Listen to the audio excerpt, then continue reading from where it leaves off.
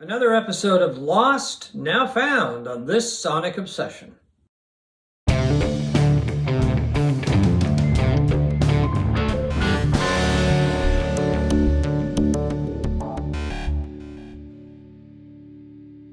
Hi folks, I'm John Whidden, and right over here is Steve McLeod. And today we went digging again into our archives, I guess, so to speak, to see what we could find that we thought would be interesting to talk about. I've chosen a Scottish band, and Steve has chosen Graham Parker. Over to you. Yeah, I guess we should explain in case you haven't seen the other episodes. We have at least, I think, a couple of other episodes we've done on this. This is sort of a semi-recurring series we're going to do on bands or albums that sort of have been forgotten in the mists of time. Yeah. They either bands that never got the commercial success that they deserved, or who put out really good albums and had moderate success, and now them or the bands have sort of kind of disappeared. Just gone away, and if you bring up the name, people may not be familiar with that name of the artist or even the album as far as that goes. So my choice for today is Howlin Wind by Graham Parker and the Rumour. It was Parker's debut album in 1976. Parker's British, right? Yes. Okay. He was from East London, and he said in an interview once that he was trying to sort of reinvent or invigorate soul music with kind of Dylan-esque lyrics, and I think that's about as good a description as I have for his music at this time in the 1970s. It came out just as punk was emerging in London, and he has some of the same attitude and snarl as a lot of the punk bands, but this is really rock and roll, R&B, reggae, just incredible, catchy, invigorating music with his great kind of snarling vocals over top. Very powerful singer. Very powerful singer. This was produced by Nick Lowe, which should tell you something about the kind of music it is. Lowe seemed to be producing all of these new wave pub rock bands in the late 70s in England, and this definitely fits the bill. He got a lot of help on this album, besides from Lowe, who produced. The core of the Rumour, the band that he put together for this album and for 3 or 4 albums after that, was really the core of Brinsley Schwarz, the great. That's what I thought. Yeah, pub rock ringing band. The bell. Yeah, including guitar player Brinsley Schwarz, who the band is named after. Bob Andrews was on keyboards. Martin Belmont of Ducks Deluxe, another pub rock band from that period, plays rhythm guitar on the album. And, there's all kinds of session players. There's great horns on this. It has a very much R&B sound. But Parker was incredibly prolific and still is performing and recording today. I mean, he's put out has to be a couple of dozen studio albums. I knew he put out a lot of albums, and I thought he was still performing. And he's got, all kinds of live albums and all of that, but, this album came out to great critical acclaim at the time from critics, but it did nothing. It didn't chart in Canada, the US, Australia, the UK, and that was kind of the way of his whole career. But he put out 5 studio albums in his first 4 years. I know he put out a lot. I remember Heat Treatment, an album that I really liked. I loved Heat Treatment. Yeah. I used to have it and I don't. But this is another one that came out after that. Stick to Me came out in 1977. Is that a live album? No. Oh, okay. It just looks like a cover for a live album. It's just a fantastic. He put Stick to Me out. He did this in 1979, Squeezing Out Sparks. Yeah, I remember that. That's a good album. I love this album. Yeah. It's my favorite album of his, and it sort of was moving away from his R&B sound to more straight ahead rock and roll. I think it was his most commercially successful album, but it only charted at number 18. It peaked at number 18 on the British charts, and in Canada, I've got it written down here somewhere, It was 40 in America and 79 Oh, okay. in Canada. I listened to this a ton when it came out. For whatever reason, he just never.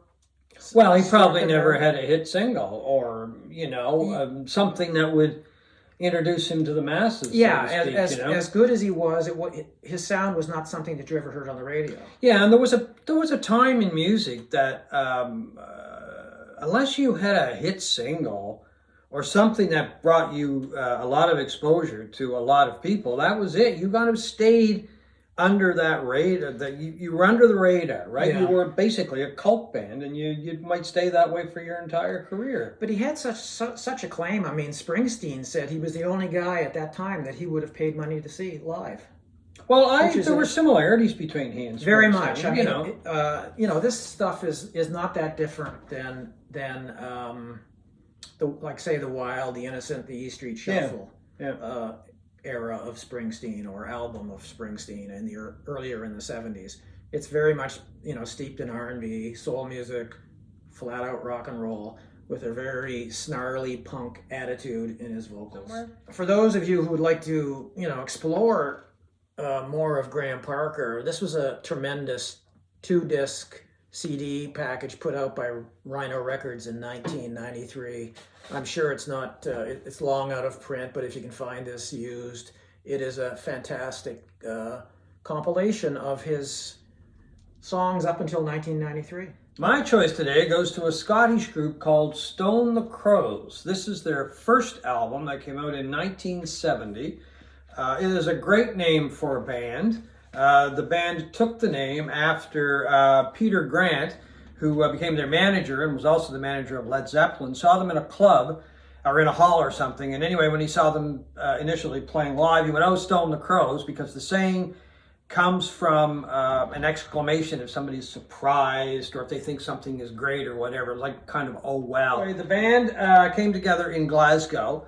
The main members of the group were initially, anyway, Maggie Bell on vocals, Les Harvey on guitar, and James Dwyer, who played bass and was a singer. And unfortunately, the band, it only lasted a couple of years because Les Harvey, the guitar player, was playing live. The band was playing in Swansea, Wales, and he was electrocuted. And that really, of course, was the end of that lineup. The band did continue later on with Jimmy McCullough on guitar. Peter Green had tried out or had played with the band off and on apparently, but that didn't work out. Steve Howe, even from Yes, got in the mix. But in the end, it was Jimmy McCullough who ended up playing with the band on its final album, Ontinuous Performance. Les Harvey made 3 albums with the band, and this, of course, as I said, is the first one. He was an incredible guitar player, and you could Very bluesy.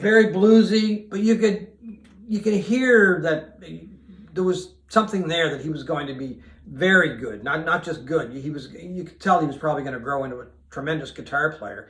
And he was a very good slide player, and there's some really good slide playing on the material that they did. And not a lot of British slide players at that time. There was a few guys like Jeremy Spencer, I think, played some with Fleetwood Mac, and maybe Danny Kirwan, a little bit of that. On this album, they did a couple of original tracks, and they did a version of Fool on the Hill by the Beatles, which was kind of a brave step to take. It's a nice version. And it's a really nice version as well. And the blues tune that they do, Blind Man, written by Josh White, an incredible version. The thing that I really like about this album, and it might have been on the next album as well, but not on the other 2 that I've listened to, Teenage Licks and Ontinuous Performance, because he had left the band, and that was James Dwyer, but he is on Ode to John Law, is the vocal interaction between he and Maggie Bell. Because Maggie Bell has this gruff, bluesy, ballsy voice, very reminiscent of Janis Joplin. And James Dwyer has got a voice comparable to his fellow Scot, Frankie Miller, Paul Rodgers. I even noticed a little bit of David Clayton Thomas in there. Mm-hmm. But when the 2 of these are singing together on this album, and as I said, maybe on Ode to John Law, it's really a remarkable sound. The voices mesh together very well.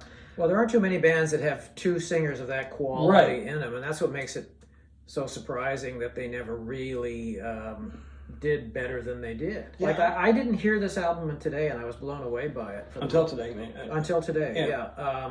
I'd always heard of Stone the Crows, and unfortunately, I've always heard of them in relation to to Les Harvey being electrocuted, the tragic death, and Les Harvey was, we should add, or I should add, the brother of Alex Harvey from the sensational Alex Harvey Band, another very popular Scottish group. But Dwyer went on to play with Robin Trower. I made a few albums with Robin Trower. The two that I really like are Twice Removed from Yesterday and Bridge of Sighs. He's got a very strong voice, very, very bluesy, very soulful voice. I think maybe what didn't allow the band to get more popular with this album was the fact that side 2 was one song, which, you know, that's really not probably a good way to do it when you're starting off, is make one whole side one song. It's called I Saw America, and it's got a little bit of everything in there, and I think that might be another reason why it didn't take off. There's a little bit of jazz, a little bit of blues, a little bit of rock, and even some prog in there as well. Not a great song. Well, I think you know, when you think it came out in 1970, that was the time when FM radio was really beginning. It was a time when DJs would put whole albums on and play it at once, or a side of an album. So in that sense, they were probably bang on with those times. But it does, you know, like I say, I've only heard the album once, but it does meander. It does meander, yeah. And some of the lyrics, and I'm just going to throw out a few of the lyrics on the song. They were written by Colin Allen, another member of the band, and based on his time, I guess, touring around the U.S. with John Mayall. California's sun spreads its magic ray on a Golden Gate Park music day. Multitudes getting very high. Million colors dance around. And what was the other one? There's another couple here. Dylan, he wasn't. No. Young girls cry, children sigh, young men die for America. I like the song. I've listened to it a few times over the years. I do like it, but side 1 really stands out to me. A lot of it is because of the guitar work of Les Harvey and the singing of Maggie Bell and James Dwyer, and the combination of James Dwyer and Maggie Bell. Maggie Bell, I should add, also sang on Rod Stewart's Every Picture Tells a Story. So you've got the two raspy voices coming together on that album. It's really amazing that she never became bigger than she was, because she's just an incredible voice. Every bit as good as Joplin's, I think. I know. If not better. She did some solo work, and I don't mean to jump in. She did some solo work. She did a couple of albums on Swan Song Records, which was Led Zeppelin's label. They just didn't take off. And, I mean, she didn't really appreciably change her vocal style that much, if I remember correctly from what I heard back then. Just one of those things. Just didn't click with people. Maybe once again, like Graham Parker, because there wasn't a hit single or, you know, something that stood out. And unfortunately, what people do remember Stone the Crows for is the electrocution of Les Harvey. Which is all why it's lost. But now found. I know. John. And then you've got another member of the band who came on for this album. I'm just going to wrap up quickly. Ontinuous Performance. Jimmy McCullough, who had played with, he played with Stone the Crows, played with Thunderclap Newman, and then ended up playing with Paul McCartney's Wings. And he, unfortunately, died of a drug overdose. So there's a bit of a black cloud kind of hanging over the legacy of Stone the Crows. So that is our look today at a couple of albums and a couple of artists that were lost and now found on this Sonic Obsession.